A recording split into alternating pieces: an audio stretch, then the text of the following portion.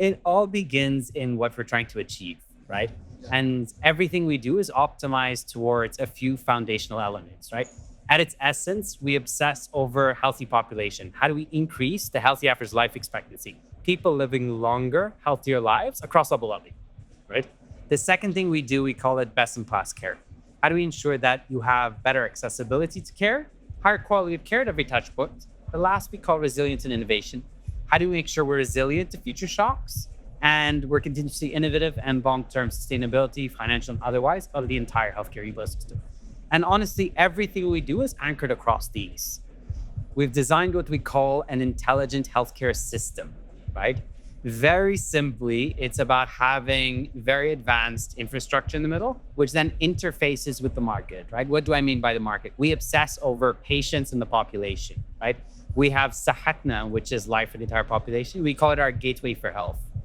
It's meant to be the one gateway at the channel to communicate with our entire population, where we can provide them with significant benefits.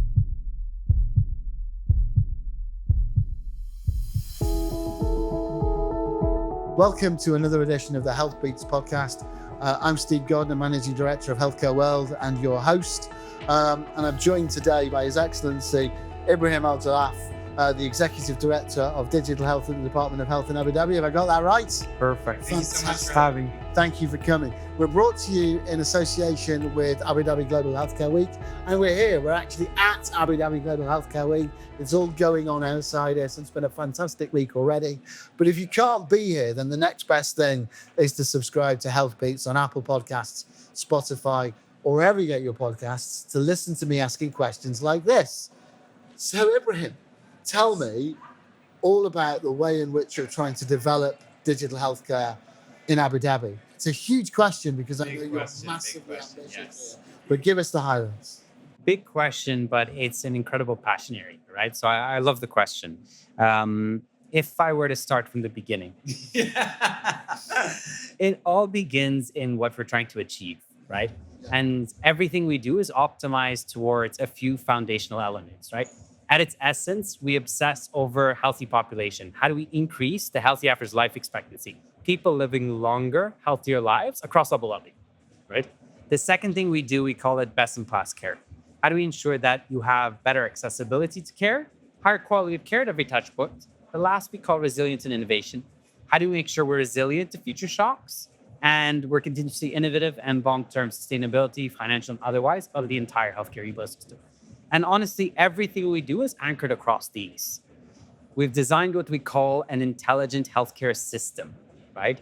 Very simply, it's about having very advanced infrastructure in the middle, which then interfaces with the market, right? What do I mean by the market? We obsess over patients and the population, right? We have Sahatna, which is life for the entire population. We call it our gateway for health. It's meant to be the one gateway at the channel to communicate with our entire population, where we can provide them with significant benefits, right? The second one is Malafi. I'm not sure if you've heard of it. It's our health information exchange. It connects 100% of hospitals and clinics across Abu Dhabi. And we're very proud of it because it's had substantial impact on care so far. Now, the magic, as we call it, is we roll out some of the best initiatives that we find globally and study and learn locally. And then we roll them out to patients through Sahatna, to providers through Malafi, and even to payers or otherwise through platform we call Shafafia. So we have this central intelligent healthcare brain, as you can potentially call it, and channels to the ecosystem, because we're here to drive and thrive the ecosystem, right? So how do we drive more value for the population and patients? We have the Sahatna channel. How do we drive more of it for providers, whether it's physicians or nurses or otherwise? That's the Malafi channel, or payers, which is through Shafafia. And this whole ecosystem working together in real time is where you have the magic. So we look globally for successes. Now, we're obsessed with successes for a basic reason. We see a lot of initiatives globally that aren't necessarily generating a large impact, right? And that's why I started this discussion obsessed over impact, because anything we do needs to be anchored on healthy average life expectancy, anchored on best-in-class care. And what we do is we find globally what projects have the highest potential for change in these outcome metrics, and we reprioritize our agenda on a continuous basis to be optimized for that. So when you talk about projects, you talk about projects that have impact on lifestyle, impacts on healthy aging, on the ability to add years of quality life into human beings. Are you talking there about individual technologies, or are you talking about programmers and ideas? I love the question. And for me, it's honestly hand in hand, right? Digital at the end of the day is a major enabler. Now, enabler for what, right? That's the whole critical piece. So we look after priorities, and luckily at the Department of Health, we're blessed with what I consider quite inspiring objectives, right? And these are things that I'm proud to be working on and obsessing on. I mean, that's the thing that really hits me. Yeah, Hits me in the 100%. face straight away as soon as we start talking, is that actually you're building on foundations. Yes. If you don't start by understanding the destination, how are you ever going to make the journey? And where are you going? Where are you going? Yeah. And the fact that we're able to anchor on this impact, we search internationally for impact. And that's why we're using forums such as Abu Dhabi Global Health Week. And we have some of the leading health organizations and some of the leading thinkers here in the space, right? And we're able to have simple, candid conversations. What are you doing in longevity that works, right?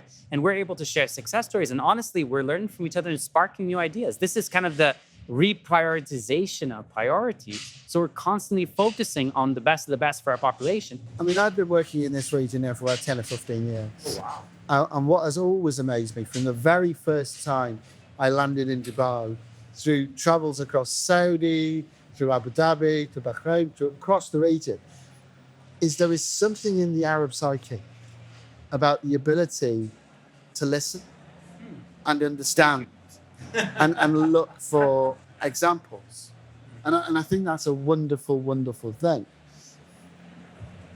I guess the question is, how do you work out what good looks like, where the technologies or the projects or the programs are going to have real impact, of what actually maybe you go, not so much. You know, I want to give you an example.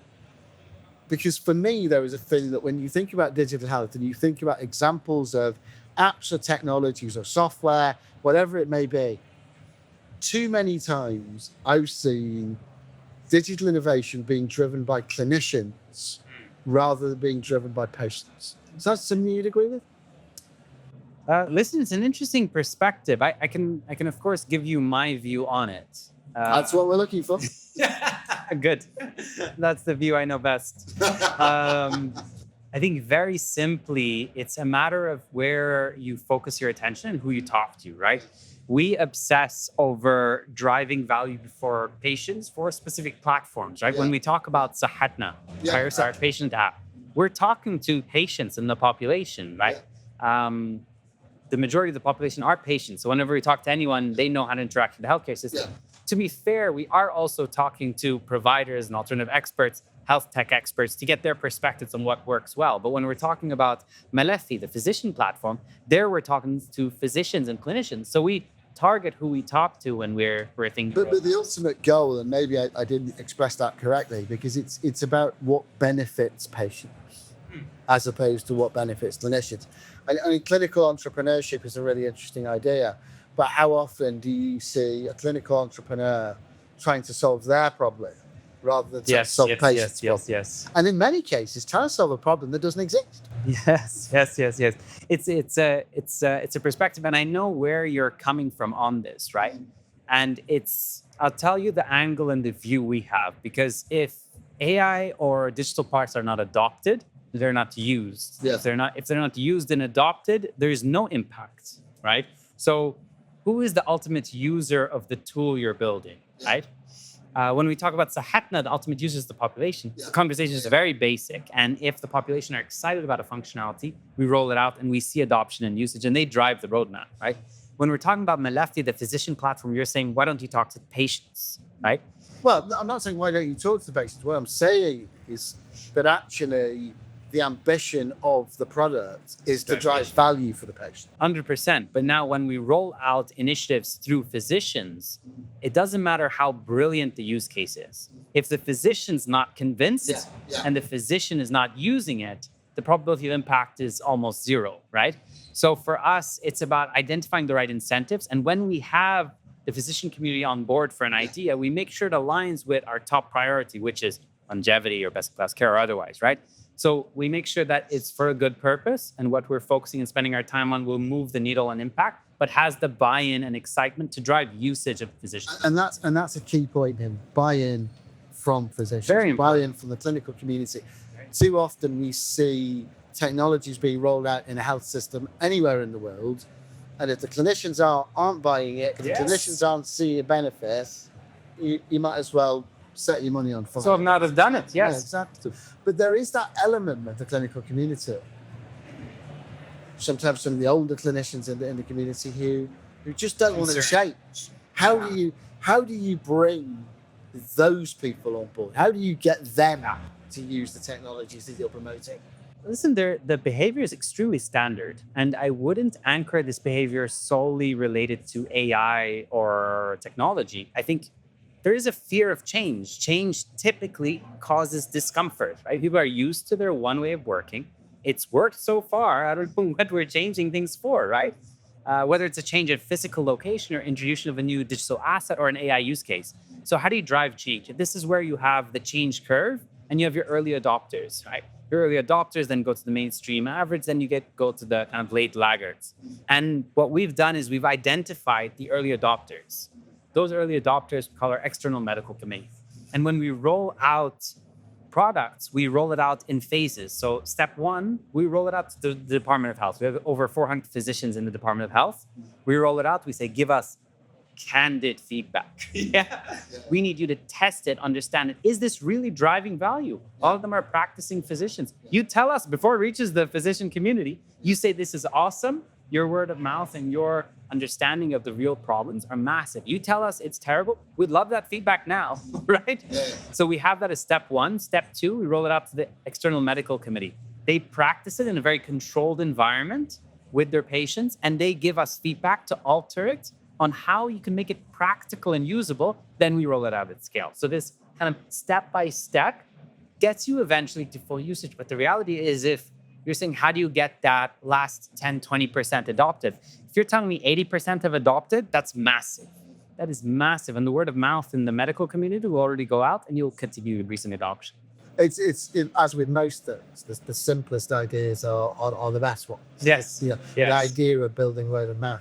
And I guess, how true is that same methodology for rolling out something like Sahana to the population? Yes. Because again, you're going to have the same problem.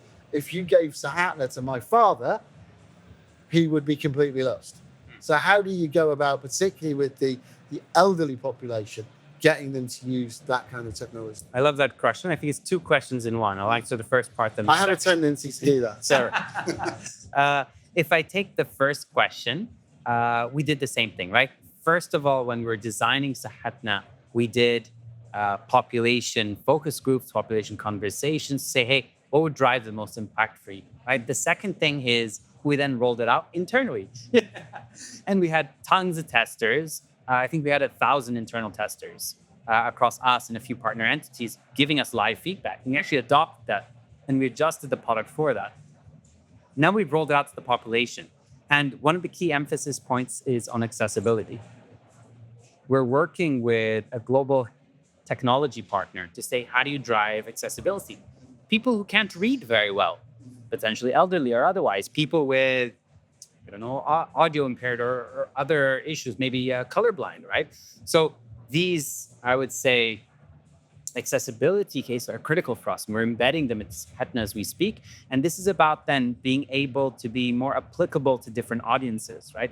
And I think one of the things we've actually rolled out in Abu Dhabi Global Health Week, we call it adult consent management. Maybe your father doesn't want to use Sahadna. That's up to him. That's fine. But if you want to manage his whole healthcare journey and he's okay with that, you're able to kind of add his Emirates ID, ask for his consent. On his side, he says yes, and you're able to then interface through the healthcare ecosystem with it. That's a very simplistic power of attorney over somebody's healthcare. It is, but for us, consent was critical. So we've designed the module with a proper consent check, and he has to say yes. You cannot just add him, right? And this was important for us because we have a family-based care lifestyle here in Abu Dhabi, and we see it across actually all of the different nationalities. Well, again, I mean, there's a cultural element then. Of course. Talks an awful lot about elderly care in this Yes. part of the world, Yes. and the cultural tradition of children looking after their parents in later life. So I guess that makes that journey smoother. It's easier. Yeah. It makes it easier if they consent for it. So if they don't consent, then it stays private, and that's up to your father. Yeah. And we respect his wishes. I guess the other question, the other thought here, I don't think you can have a conversation about digital health without using the I word. Interoperability. Okay. You know? I was wondering which I word. We could go with innovation, but we're going to go with interoperability on this occasion, because at the end of the day, ultimately, Abu Dhabi is quite unique in some respects, in that you have two large dominant provider organizations, an almost universal insurer, and a public system which is aligned to one of your big provider groups anyway. So actually your stakeholders are not huge, but at the same time, they are still independent commercial entities. Well, in the case of Sahara, it's a government-led entity. But they are all individual facilities, they're individual organizations, they're going to be running different systems. They're going to be running different technology. So how did you design firstly Malafi and then Sahatna to be interoperable with all of those different systems across your healthcare ecosystem? Or have you? Is that still... We have. Yeah. And, I assume I pretty much you had. Yeah. Honestly, it was a design principle. One of the fundamentals we have in Abu Dhabi is to enable innovation. We believe innovation can come with existing systems, but new systems, right? And we expect our partners across the ecosystem to keep innovating, right? So just because one of the major provider groups has one certain tool that we're connected with, what if they want to advance? What if there's a new tool that has the probability of improving the quality of care significantly there, right? Do we say no? Of course not, right? How do we enable innovation? By designing for interoperability, right? Yes, you said we have these two major players. We have more than two major players, but even the long tail, we're also connected with, right? So when I say Malafi is connected to 100% of hospital clinics, it's true, right? And the way it's been able to do that is by leveraging international interoperability standards. I won't go too deep into it. Yeah, I won't go too deep into it, but a lot of the globe is designing for that, right? When the technology partners are coming to Abu Dhabi, we're saying, please align with interoperability standards because it enables you to go. You mandate that your providers must use interoperable systems that use presumably FireEdge or FAM. So for providers to be able to connect to Malafi and hence be connected to FIFA and other major platforms, they need to be able to be operable with Malafi. It's very important for us because if a patient goes into a hospital that, let's assume it's never going to happen, but is not connected, then you don't have access to their medical records, right? So it's a gap in their potential care, which is a risk in quality of care. But what we do is we collaborate, right? So we work with the respective technology partner and to then be able to become interoperable so they can effectively operate here. We don't mandate that they go to one specific way. We leverage international standards, and we've seen a very positive receipt and changes from technology partners to be able to really implement at scale here. Was that a painful process at the beginning? Because you must have had legacy systems when you first began that you couldn't. We knew it was a journey. And we've seen it globally, right? The penetration of health information exchange on a global landscape is actually not very high, right? The fact that we've hit 100% of the market for me means we're one of the leading in this, right? And it was only done through going step by step. But the reality is we have a very collaborative ecosystem, right? Because we have a very strong mindset of win-win. When we have the conversation about being interoperable, we say, yes, if you do this, you get access to a significant market, right? We're much more comfortable pushing technology partners to be interoperable than saying, hey, you can only work with these 5 technologies, right? We feel like that inhibits innovation, and innovation for better care or longevity is critical to us. And I suppose when you talk about innovation, you talk about having the mission that you've got and building something like SAP. the other thing you've got to think here is that this can't be a closed ecosystem, right? Yeah. Because at the end of the day, how future-proof is it? Yes. So how do you build more on top of what you've already built? So one of the questions we kept getting when we were rolling out Sahatna am I still, as a provider, allowed to have my app, right? Are you trying to replace provider apps? Right. It's a genuine question. Yeah. The answer is very simply no, right?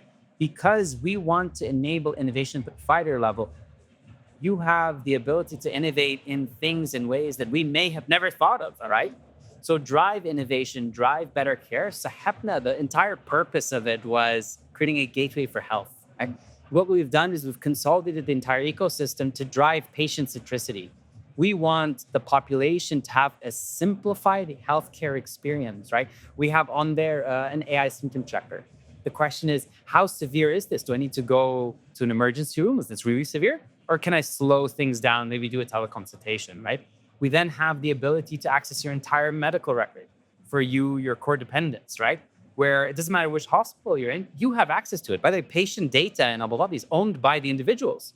Why would we hide it in some electronic medical record or some system that people don't have access to? It's your data, right? So it's important that you have control and access to your own data. It's fundamental for us, right?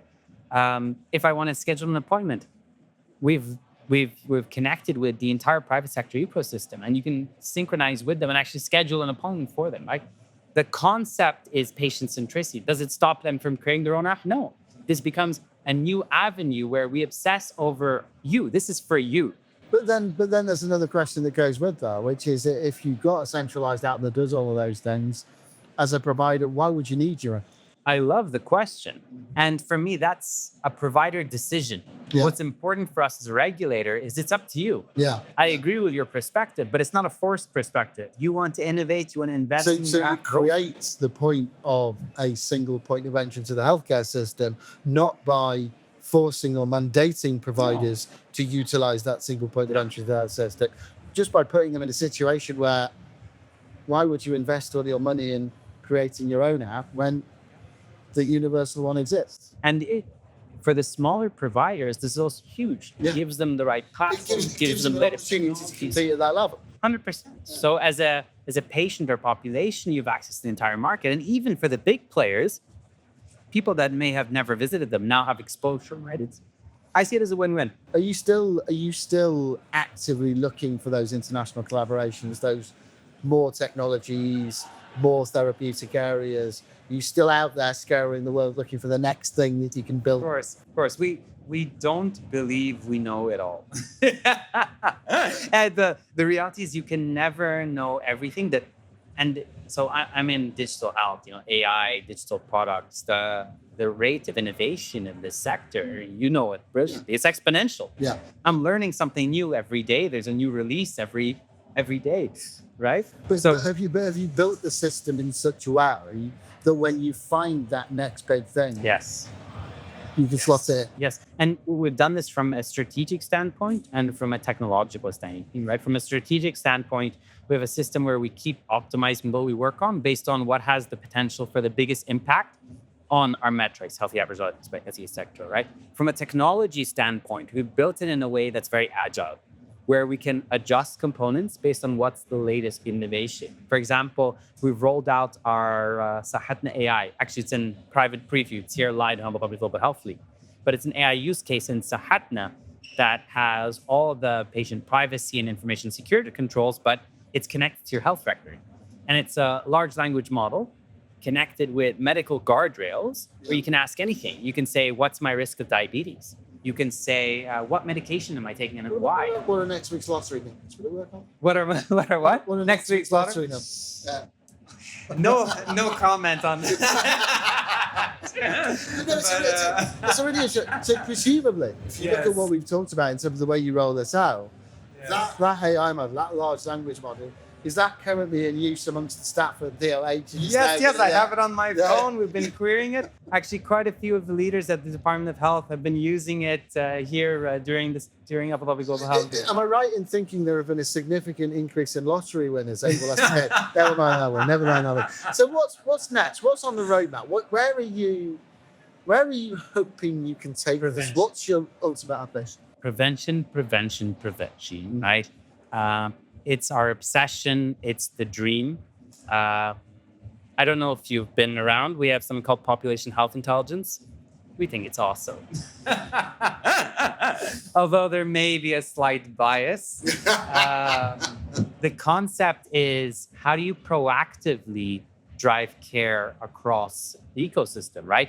And what it does is it monitors all the biggest factors, from obesity to diabetes, even the leading factors linked to it, at a population level, but even at a district level or even at an individual level. The question is, how do you identify things before they happen?